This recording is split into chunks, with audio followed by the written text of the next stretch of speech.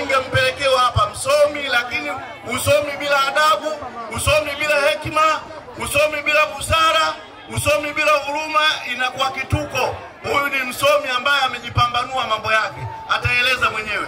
Ndugu yangu Joeli, wananchi hao wanataka kukusikiliza wewe. Mimi kwangu leo maneno hakuna, hao naongea nao siku zote. Karibu. CCM oye! Ufukoni safi! Manispaa yetu ina mtandao wa barabara kilomita 354. Katika hizo kilomita 51 ndizo za lami, kilomita 74 ni za changarawe, na hizo baki 248 ni za vumbi bado.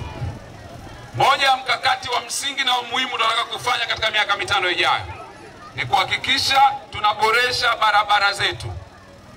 Zipo ambazo tutazifanya kwa kiwango cha lami, lakini zipo ambazo zitakuwa katika kiwango cha changarawe. Asubuhi nilipata nafasi ya kuzunguka katika kata hii. Nimefika maeneo yote ya muhimu.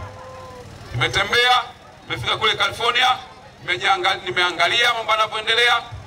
Nimefika Soko Jinga, nimeangalia, nimefika Libya, nimeangalia, nimefika Kilimanjaro panapojaa maji, nimeangalia. Nimeona moja ya kitu ambacho kinaweza kuboresha maisha yetu katika mji wetu ni kuboresha miundombinu yetu.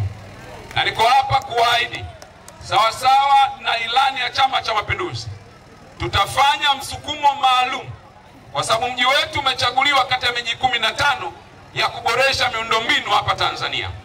Na kazi yangu kama mwakilishi wenu ni kufanya ndoto hii ya Daktari Samia Suluhu Hassan ya kufanya mji wa Mtwara kuwa mji bora katika miundombinu iweze kutimia.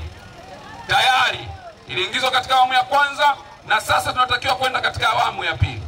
Ninatambua ndugu zangu wana Ufukoni, moja ya jambo mmelisikia mara nyingi sana ni kuhusiana na barabara yetu ambayo inatakiwa uchongo katika kiwango cha lami. Nasimama hapa nikiwaahidi tena kwa mara nyingine na kuambia kwamba hiyo ajenda ya kutoa lami njia panda ya Mbaya hapa na kupeleka katika hospitali ya wilaya ni moja ajenda muhimu na imeainishwa katika ilani ya Chama cha Mapinduzi, na itakuwa ni moja ajenda zangu za kwanza za kuweza kusukuma ili ziweze kukamilika. Kidumu Chama cha Mapinduzi!